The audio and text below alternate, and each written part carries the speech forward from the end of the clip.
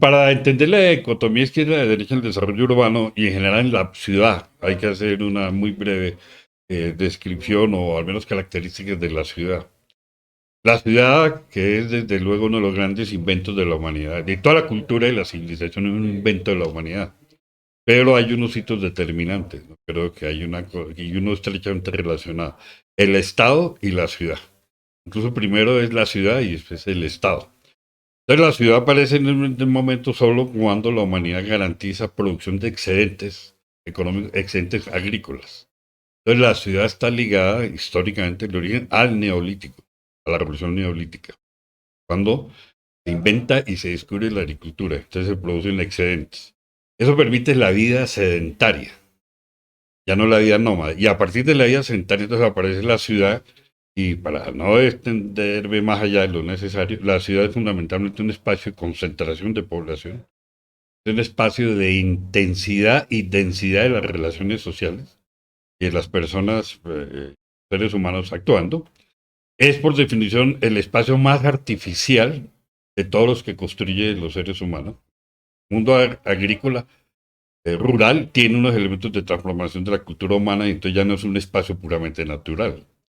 Pero eso no se compara con lo que se logra en la ciudad. Es decir, la ciudad respecto a lo no urbano se caracteriza precisamente porque es el espacio artificial, o sea, cultural y humano por antonomasia.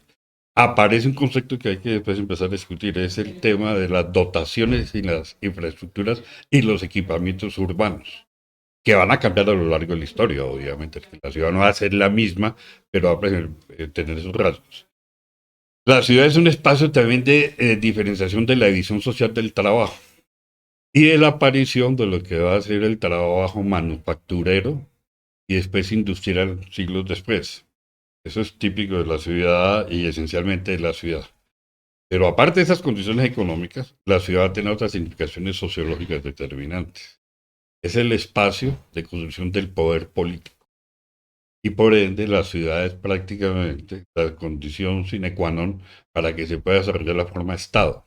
Entonces, la ciudad es un espacio de poder, es un espacio de dominación, es un espacio de, también de integración y condensación de personas que tiene que tener cierta autosuficiencia, tiene que ser alimentada por un entorno rural, pero la ciudad también va a aparecer como un lugar de administración, de control y de dominio, que empieza fundamentalmente por el templo. Hay una relación entre la ciudad y el templo, y la ciudad tiene un elemento, un origen tan religioso.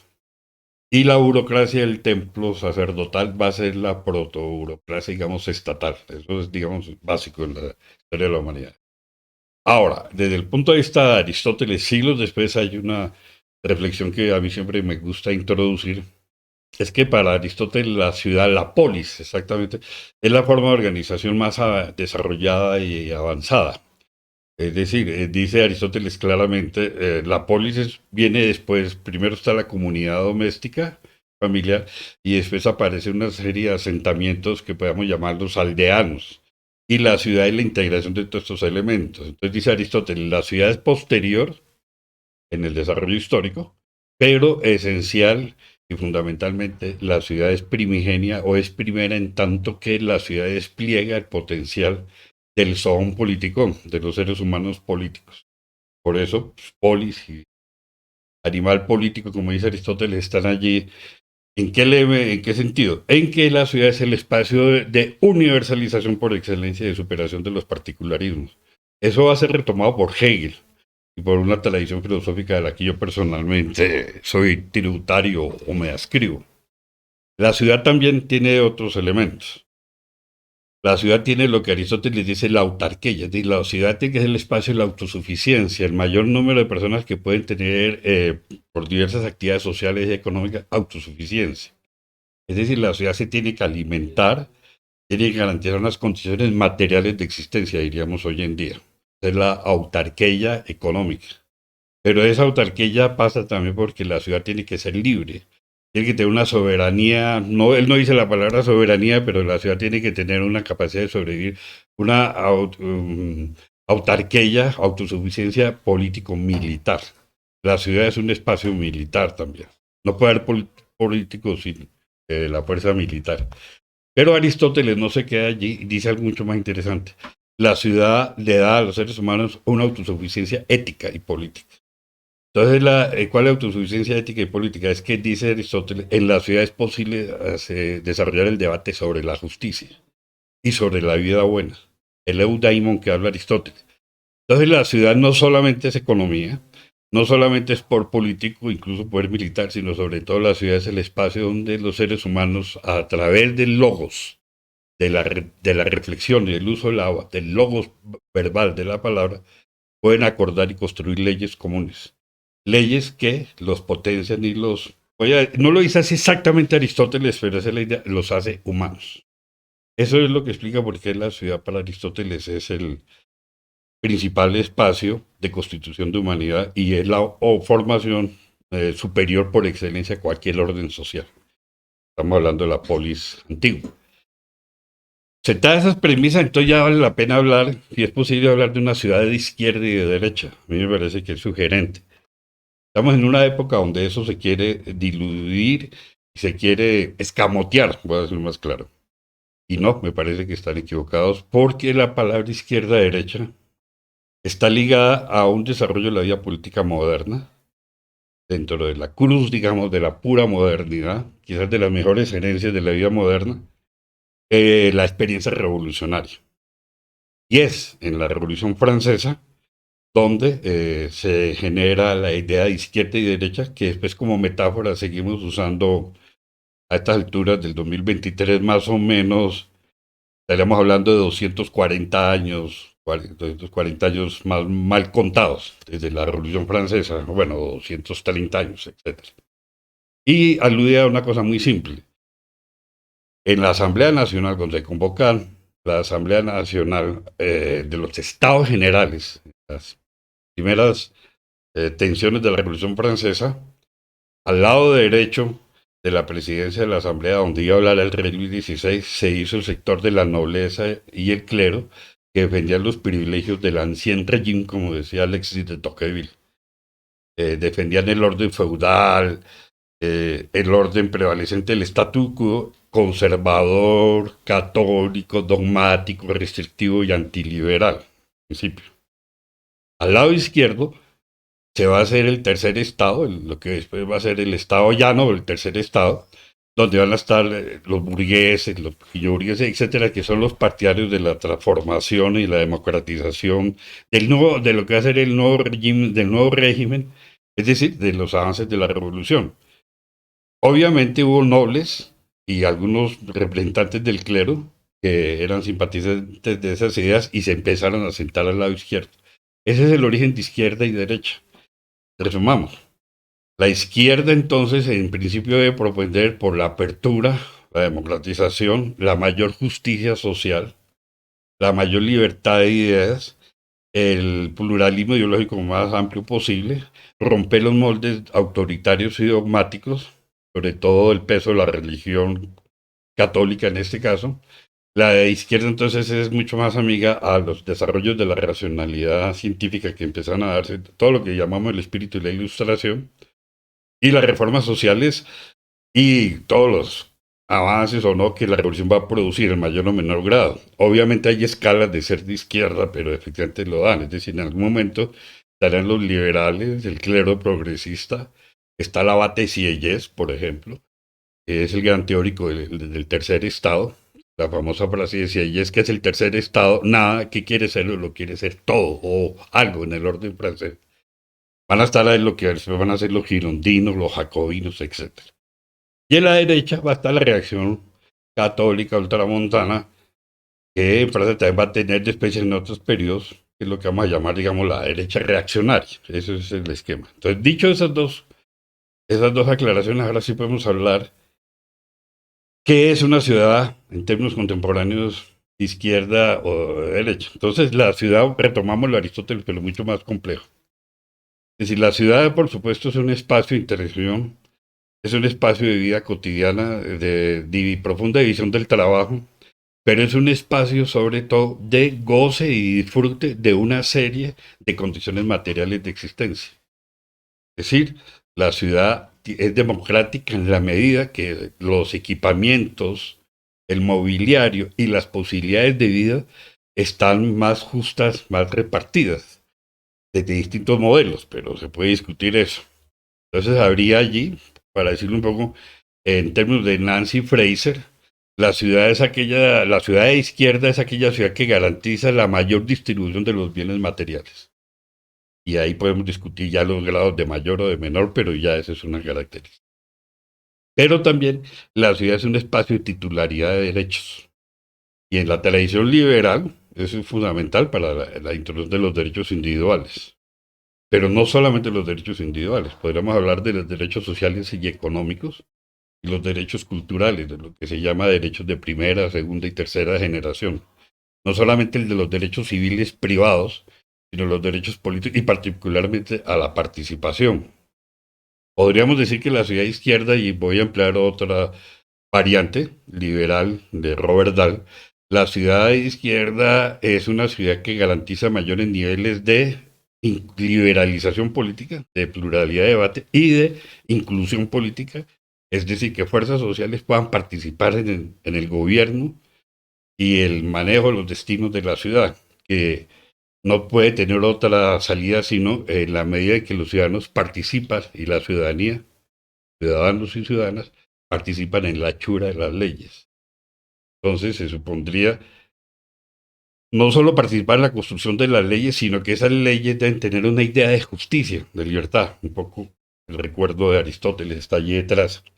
Eso en términos sociológicos, lo diríamos en términos beberianos, es la legitimidad de un orden racional que es interiorizado porque lo hayan los súbditos o adeptos o los ciudadanos lo hayan justo, lo hayan meritorio y plausible y lo acogen.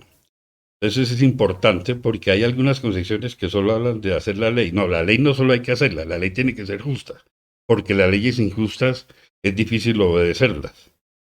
Bueno, hay otra idea griega que me parece importante que está en Aristóteles y en Sócrates, es que la ciudad es el cuidado por la comunidad. Por eso es lo colectivo, es lo público. Y en eso los griegos eran particularmente fuertes. Un poco en términos socráticos, también la ciudad no está en contradicción, el cuidado de la ciudad como comunidad política no tiene por qué estar en contradicción con el cuidado de la vida individual, un poco lo que se llama la epimeleia, el cuidado de la vida privada. Pero hay una relación, y eso quizás de pronto podríamos decir más en una tradición hegeliana, en la esfera privada de la ciudad no desaparece, incluso se desarrolla, y el individualismo burgués y la modernidad burguesa pues es fundamentalmente individualista. Pero es posible, en la salida hegeliana, no en otras salidas.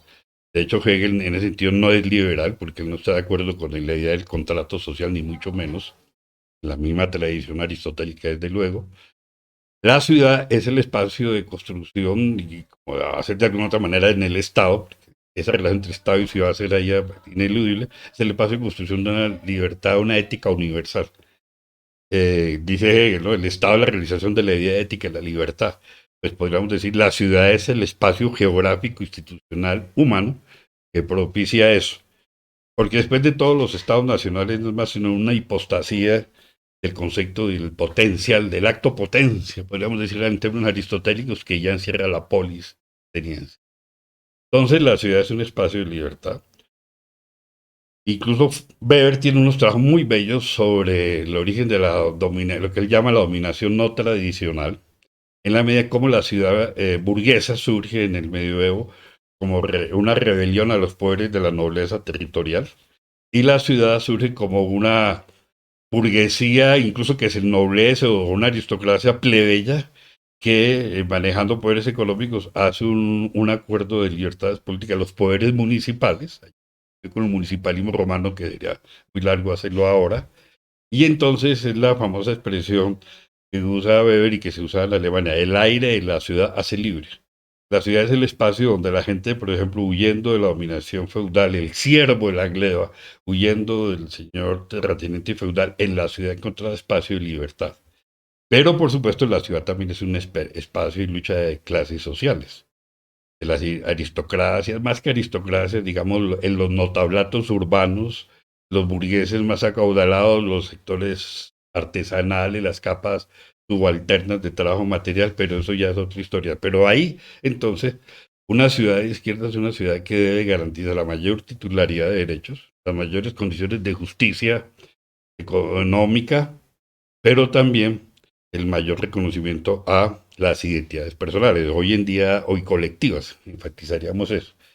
Entonces la ciudad de izquierda tiene que ser por definición democrática, e incluyente, plural, participativa, inclusiva y de mucha justicia social. Es decir, el concepto de vida buena, la vida virtuosa o llames el vivir, el buen vivir, por ejemplo, las neoelaboraciones teóricas de lo que ahora se llama el indigenismo andino, ¿no? El sumai causa y todo este tipo de cosas, apuntan al mismo punto, es decir, las mejores condiciones de existencia para la mayoría de personas. Entonces eso ya lo podemos aterrizar en otro nivel, cómo se expresan sobre las políticas públicas de dotación, por ejemplo, los servicios públicos, qué está privatizado o no, el mercado de la tierra, la salud, la educación y las actividades culturales recreativas que se hacen en la ciudad, por ejemplo, y que signifique ahí podemos empezar a medir niveles o no, y ya eso voy a retomar si es posible más adelante.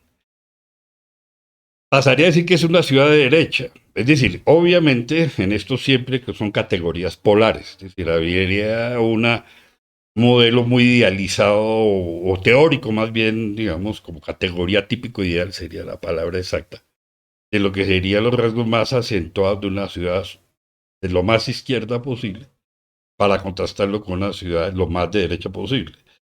En teoría, una ciudad de lo más derecha posible sería una ciudad de cero inclusión social, de cero mínima justicia social y de restricción de cero pluralidad ideológica, digamos, prácticamente una teocracia, una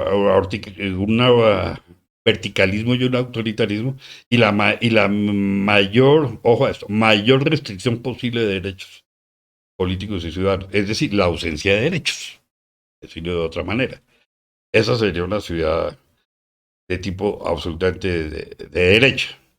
Naturalmente, en la realidad esas dos cosas no existen, sino existen ciudades más o menos que se cavitan o gravitan en estos dos elementos. Podríamos decir que una ciudad de derecha, en términos contemporáneos, es una ciudad que está fundamentalmente centrada sobre las lógicas del mercado, las lógicas de la iniciativa privada que garantizan libertades individuales, nadie niega eso, tiene razón Milton Friedman, pero que es claramente la ciudad insolidaria, la ciudad que considera que es la competencia por el bienestar económico, por cada uno forjarse un proyecto de vida, prescindiendo o dejando a un lado los intereses solidarios de los demás, solamente lo estrictamente necesario para la concurrencia del mercado, donde las lógicas de capital, de acumulación del capital, por ejemplo, van a establecer segregaciones espaciales, costos diferenciados de la tierra, dotaciones y equipamientos colectivos profundamente diferenciados, es decir, sitios y lugares de la ciudad que concentran todas las condiciones materiales para una vida bastante agradable y sitios que están desprovistos de infraestructura, no tienen servicios públicos básicos, salud, educación, no tienen transporte, no tienen seguridad, incluso la vivienda es un problema que la gente resuelve a su manera, etcétera. Entonces la ciudad injusta, la ciudad segregada, de eso mucho, todo, las ciudades latinoamericanas y en particular Bogotá es un ejemplo bastante viviente de segregación, que se puede dar con estadísticas simplemente cartográficas y geográficas. Los niveles de hacinamiento en Patio Bonito, por ejemplo, comparado con los niveles de hacinamiento en Los Rosales, por ejemplo, o incluso todavía mucho más allá que Los Rosales, en las zonas de fuera de la ciudad, en estos asentamientos campestres de estrato 10 que manejan tema ecológico, ambiental, porque lo ecológico y lo ambiental se volvió parte también del disfrute y digamos, parte de las dotaciones colectivas, pero que también están sometidas a las leyes del mercado. Pero la gente que tiene mucha plata puede vivir en sitios eh, aire puro, contacto con la naturaleza, con piscina, canchas de golf, squash, etcétera, y mientras que la persona de Ciudad Bolívar, Usme, pues vive en zonas concentradas donde encontrar un árbol o una zona verde a 10 kilómetros a la redonda es prácticamente un acto de predigitación, pues, cómo medimos las políticas públicas de la ciudad. Las políticas públicas, la planeación, el desarrollo de la ciudad, la gestión urbana, sí puede ser medida en términos de quién la hace, por qué la hace y a quién beneficia o a quién perjudica esas políticas públicas. Y ahí entonces podemos establecer si es una ciudad que está más hacia el lado de la izquierda o hacia el lado de la derecha. Obviamente vamos a encontrar mezclas, ¿no? Es decir, una ciudad excluyente sobre el mercado y sobre la exclusión no existe porque será una ciudad explosiva. Entonces lo que vamos a encontrar es cómo se hacen ciertos atajos, ciertos eh, como llaman, sucedáneos al enfrentar el problema. Entonces, por ejemplo, las políticas neoliberales hacen planeación, lo cual es un poco un contrasentido, hacen planeación pública. En teoría, un neoliberal consecuente no debería aceptar ningún tipo de planeación pública, porque dicho sea de paso, para todo liberal y mucho más para un neoliberal, el Estado es un mal que de pronto lo acepta por cierta necesidad, pero quisiera que entre menos Estado hubiera mucho mejor y más libertad de la iniciativa privada. Pero desde luego saben que eso sería un cóctel explosivo. Entonces se avienen a formas de cierta gestión pública, ¿no? No pueden eludir eso. Claro, en el tema de seguridad les interesa que el Estado ejerza el poder y la autoridad, pero están dispuestos a privatizar también la seguridad. Pero lo que sí establece son unos mecanismos de subsidios y de cierta atención a las contradicciones sociales, y entonces aparece un poco todas estas políticas que lo hemos visto en gobiernos anteriores y que todas las alcaldías, la de Lucho Garzón, la de Petro, la de Claudia López, la de Peñalosa, con matices, no han escapado a esto de ciertos subsidios a sectores populares. Entonces, esa es una manera, dentro de una lógica general, de aparentemente resolver un problema, pero en el fondo no resolverlo. Porque el problema no es de traslado de subsidios focalizados. No, dicen ahora, no hay que hacer ofertas, sino que ir a atender la demanda puntualizada. La demanda es casi como clientelizar a la persona, usted recibe unos estímulos, pero eso simplemente es puramente paliativo porque no cambia las condiciones estructurales de producción y distribución de la riqueza. Obviamente hay algún esfuerzo en hacer dotaciones en la periferia. Nadie niega incluso la lógica de Peñalosa que se hicieron una serie de obras en las alcaldías periféricas. Estoy hablando de Bogotá, desde luego que es el modelo que creo tener en mente, pero lo ha hecho a su manera Medellín, Cali, Barranquilla, Bucaramanga, donde las zonas populares son atendidas por el Estado. No se dejan a la mano de Dios, porque eso, insisto, sería una total incapacidad. Es decir, ya pegar un tiro en el pie. Pero estos son cosas que no resuelven, no revierten las lógicas del mercado, las lógicas de dónde se generan las rentas, las plusvalías urbanas, cómo se analiza eso y cómo, por otro lado, hay espacios particularmente excluyentes donde se construye una sociedad polarizada y que se puede expresar un poco esa, al menos en Bogotá es muy clara la desconfianza del norte, de la gente del norte, de cierto tipo de norte de la ciudad, a ir al sur de la ciudad. Aquí hay una cosa que yo llamo el síndrome del M19, decir yo, el síndrome del 9 de abril. La clase media y alta bogotana le tiene miedo a la chusma porque tienen, recuerdo en el inconsciente grabado lo que fue el 9 de abril, ¿no? Los pobres y la chusma que tomó el centro de la ciudad, incluso magnifican eso. Esa desconfianza se produce, lo digo claramente, yo conozco personas, incluso de mi entorno familiar, que rara vez vienen al centro y rara vez van al sur porque se sienten además de peligro y la inseguridad. De la misma manera que una persona, una empleada doméstica de Ciudad Bolívar o Dusme, cuando va a trabajar en los barrios del norte, está absolutamente vigilada y confinada porque pues, esto allá opera como una serie de conjuntos con vigilancia privada, cámaras de televisión. Es decir, un vendedor ambulante no va a poder vender puerta a puerta en los Rosales porque nadie le va a abrir. Total desconfianza. Entonces, todos esos son resultados de una ciudad profundamente injusta porque no tiene un proyecto común democrático y de ciudadanía. Esa es una de las grandes dolencias de la vida en Colombia. No hemos tenido Realmente ese proyecto no lo hemos tenido, no hemos tenido una ciudad democrática ni un proyecto político que trabaje por una ciudad democrática. Hubo intentos importantes en la administración Petro, pero muy cortos, lo digo yo que estuve trabajando en la administración, pero iba en esa dirección. Claudia López, por ejemplo, y porque es para polemizar, Claudia López habla de su plan de desarrollo de un nuevo contrato social. De nuevo contrato social habla todo el mundo, pero en la práctica el nuevo contrato social se queda en una retórica, realmente no hay procesos redistributivos serios. Pero es que mucho más allá de la redistribución es una nueva relación con la economía política y las fuentes de riqueza de la vida material, un poco volviendo a Aristóteles, y con esto ya voy cerrando, es qué tan autosuficiente es la ciudad en relación con su entorno rural incluso, que si hemos logrado igualar las relaciones ciudad y campo, en Colombia siguen siendo muy diferenciadas. Quien vive en el campo está sometido a unos niveles de precariedad mucho más altos que el que vive en la ciudad, pero al interior de la ciudad hay zonas muy precarizadas, tanto o más que zonas rurales deprimidas. De hecho, la pobreza es mayor incluso en la ciudad que en la zona rural. Lo que pasa es que en las zonas rurales se amortigua por otros factores, pero a su vez carecemos de realmente una relación más armónica con el entorno en términos de disminuir las asimetrías entre el campo y la ciudad. Pero porque tenemos unas profundas asimetrías dentro de la ciudad. Entonces, eso las políticas públicas no lo tocan. No tenemos una planeación a mediano y largo plazo, tenemos una planeación inmediatista, puramente episódica, que reacciona ante síntomas, pero que rara vez identifica elementos estructurales. Eso en cuanto a la planeación y a las políticas públicas. Y hay otros elementos de coyuntura que son absolutamente incontrolables por una ciudad poco democrática y es la lógica especulativa del mercado. El mercado organiza y hace una ciudad, pero la hace al acomodo de su interés.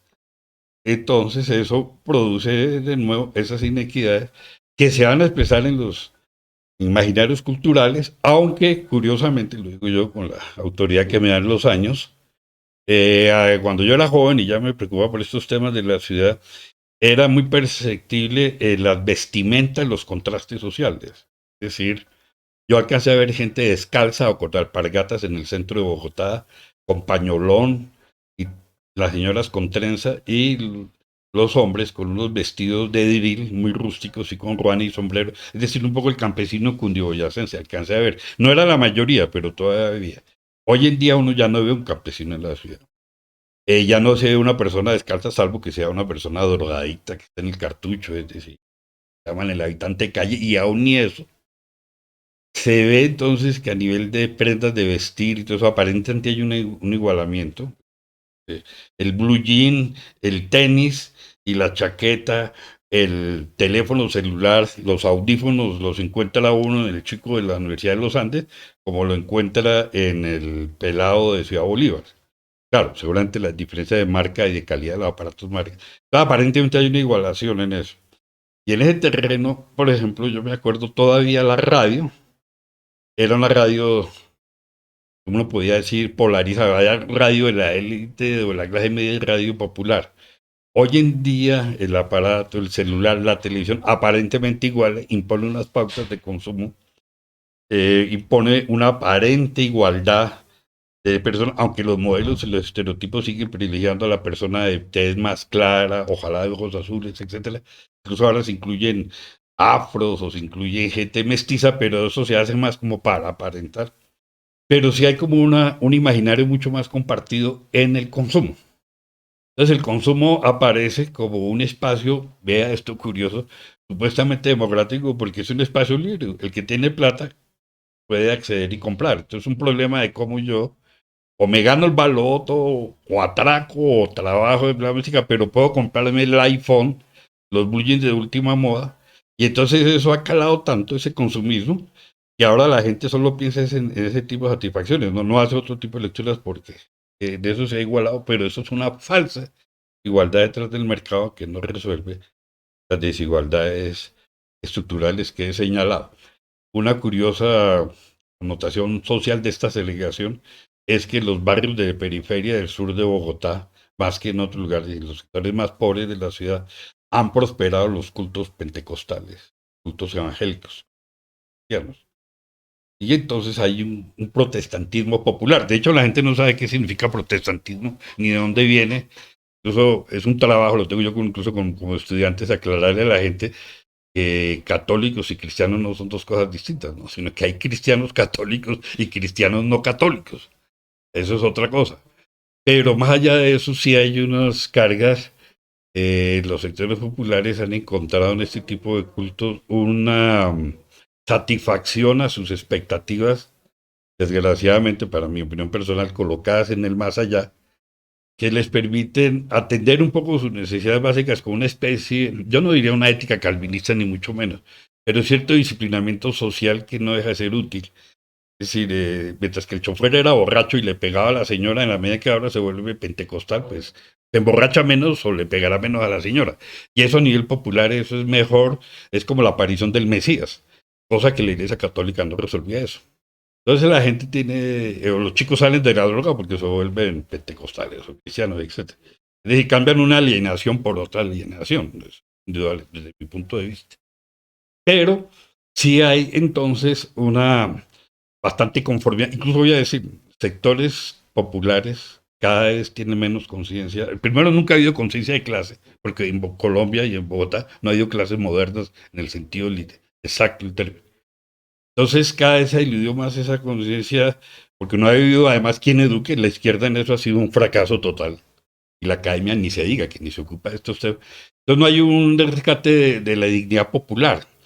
Pero en general, ahora, me parece que en ese contexto, pero eso ya es para otro tema, habría que analizar lo que fue el estallido social. Este estallido, que es un estallido que tiene mucho de popular, mucho de reacción, pero todavía una reacción primaria no es elaborada y que está, por supuesto, al no tener unos referentes políticos, o tener unos referentes políticos distintos, está adoleciendo, sufriendo las dificultades de no poder garantizar continuidad. Entonces es así un momento, como su nombre le dice, un estallido que deja algunos procesos organizativos, deja algunos procesos de conciencia, sobre todo en sectores juveniles muy lúcidos que se apuntaron a esto, que se están expresando en redes, medios de comunicación, con el elemento de una cultura distinta, pero todavía están fragmentados, no han logrado una visión general, no han logrado eso, con eso ya concluyo ahora sí, de verdad, lo que Aristóteles pedía, la polis como el espacio de construcción de los universales. Construcción de los universales en discusión con los puntos particulares poco entre el particularismo y el universalismo, que es como la razón de lo que tiene que hacer cualquier proyecto político. O dicho en términos socráticos, cuidar de uno mismo, de primeleya, pero cuidar de la polis, cuidar de la comunidad política.